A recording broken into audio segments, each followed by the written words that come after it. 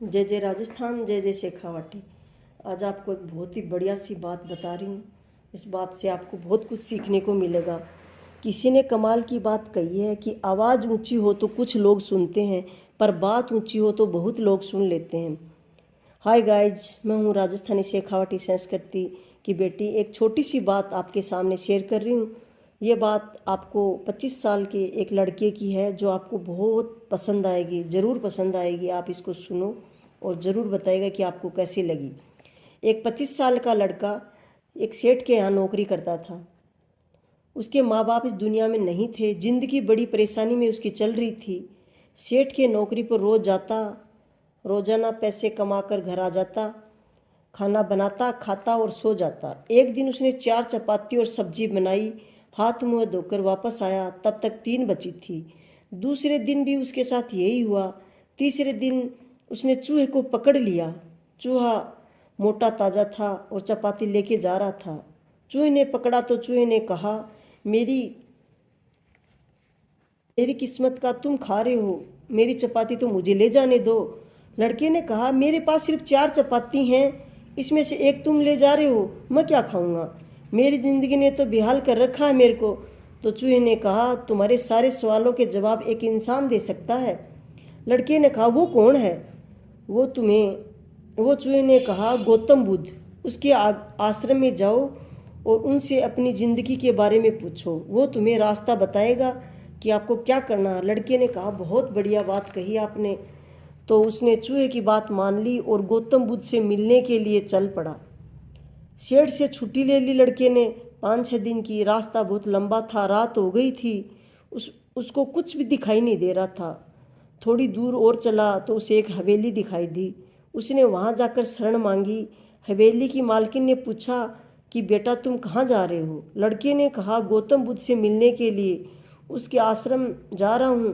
तो मालकिन ने कहा कि बहुत बढ़िया जगह जा रहे हो बेटा, गौतम बुद्ध से हमारे लिए एक सवाल पूछ के ज़रूर आना। अगर वो सवाल का जवाब दे देते हैं तो लड़के ने कहा, मैं ज़रूर आपको आके बताऊंगा, आप सवाल बताइए। मेरी 20 साल की बेटी है जो 20 साल से एक शब्द भी नहीं बोल पाई। बस उनसे पूछ के लेना कि मेरी बेटी कब बोलेगी। लड़के ने कहा, माताजी आप परेशान मत होइए, मैं जाऊंगा और आपके सवाल का जवाब ज़रूर पूछ के आऊँगा। आपके सवाल का हर हालत में मैं उस लड़की के लिए पूछ के आऊँगा। लड़का अगले दिन चल पड़ा वहाँ से। रास्ता बहुत लंबा था। रास्ते में बड़े बड़े पहाड़ मिले, बर्फ़ वाले पहाड़ मिले, ऊंची ऊंची चट्टानें मिली। उसे समझ नहीं आ रहा था कि रास्तों को वो पार कैसे करेगा। बड़ी देर हो गई थी, तभी उसे एक जादूगर दिखाई दिया जो तपस्या कर रहा था। जादूगर से कहा कि मुझे गौतम बुद्ध से मिलना है, रास्ता बहुत ही परेशानी वाला लग रहा है, कैसे मैं पार करूं? तो जादूगर ने कहा कि तुम गौतम बुद्ध से मिलने जाना है, मेरे एक सवाल का जवाब जरूर लेके आना, तुम्हें पहाड़ मैं पार करवा दूंगा। तो लड़के ने कहा, सवाल बताइए। तो जादूगर ने कहा, 1000 साल से इसी जगह इसी पहाड़ पर तपस्या कर रहा हूँ। स्वर्ग जाने के लिए मुझे समझ नहीं आ रहा कि स्वर्ग कब जाऊँगा। मैं तपस्या कर रहा हूँ स्वर्ग जाने के लिए, तो तुम जाओ। जादूगर ने छड़ी घुमाई और पहाड़ के उस पार करा दिया।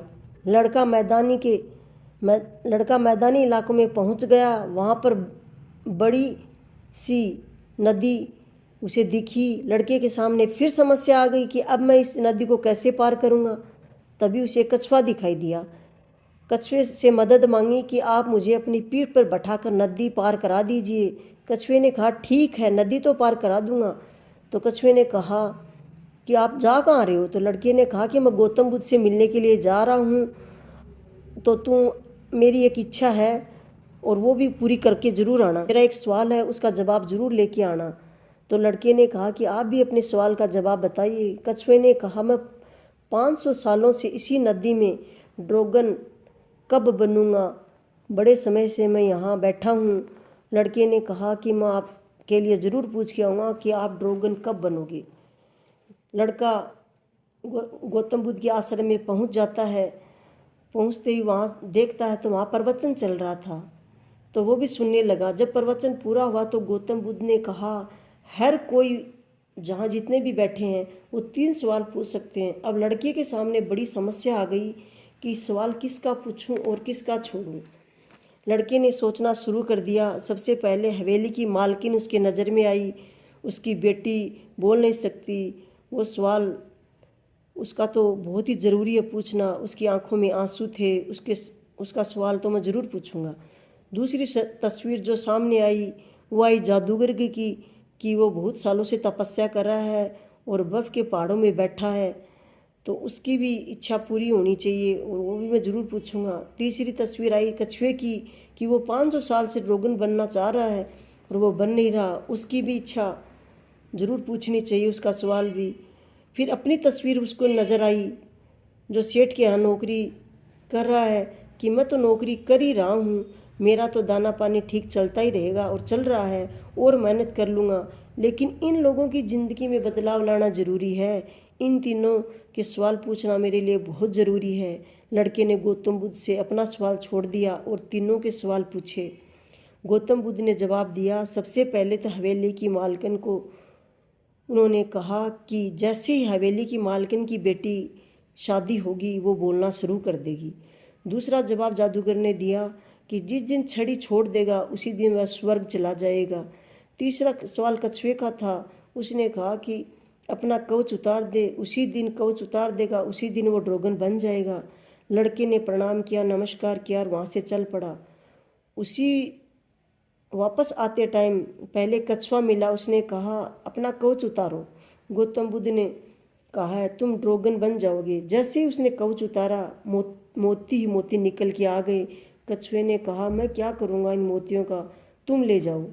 और लड़के को मोती दे दिए और कछुआ ड्रैगन बन गया और आगे चला गया। जादूगर थोड़ा और आगे चला तो जादूगर मिला। कहा आप अपनी छड़ी छोड़ दो, आप स्वर्ग में चले जाओगे। उसने कहा कि लो छड़ी आप ले लो, तो वो छड़ी उस लड़के को दे दी और वो स्वर्ग चला गया। अब बारी आई तीसरे सवाल की, तो वो पहुंचा हवेली में और मालकिन को बोला कि आपका जो सवाल था उसका जवाब मेरे को मिल गया है। आपकी बेटी जिस दिन शादी हो जाएगी उसी दिन बोलना शुरू कर देगी। उसने कहा देर कैसी, मेरे सामने ही बढ़िया लड़का खड़ा है, बैठा है। लड़की ने लड़के को देखा और लड़के ने लड़के को देखा। दोनों की शादी उसी वक्त करा दी। जैसे ही शादी लड़के ने लड़की की हुई, पहली बात लड़की बोली कि आप तो वही हो ना जो हमारे घर आकर रात को रुके थे। लड़की ने बोलना शुरू कर दिया। लड़के की ज़िंदगी में पैसा आ गया, मोती ही मोती आ गए, जादूगर की छड़ी आ गई, उसमें ताकत थी और शादी भी हो गई। लड़के की ज़िंदगी सेटल हो गई और खूब धन हो गया, सिर्फ इसलिए क्योंकि उसने अपने सवाल का त्याग कर दिया। इस दुनिया में जो भी जो जो जहाज़ होता है वह किनारे पर होता है तो वह सबसे ज़्यादा सेफ होता है, लेकिन उसे दूसरे किनारे पर जाने के लिए एक किनारे का त्याग करना पड़ता है, लहरों से भिड़ना पड़ता है, मुकाबला करना पड़ता है। इसने अपना सवाल नहीं छोड़ा, तब आपको उसने जवाब नहीं मिला था। ये थी एक छोटी सी कहानी। आपको कैसी लगी आप ज़रूर बताना। अगर आप भी अपने जीवन में कमाल करना चाहते हो तो त्याग कीजिए बुरी आदतों का, आलस्य का, जल्दी उठना शुरू कर दीजिए। अपने जीवन में बुरी आदतों को छुटाइए, तभी व्यक्ति कमाल कर पाएगा। कुछ कर दिखाइए ऐसा कि दुनिया करना चाहे आपके जैसा। हर दिन आपके साथ एक बढ़िया सी बात लेके और आएंगे। जय जय राजस्थान, जय जय शेखावाटी।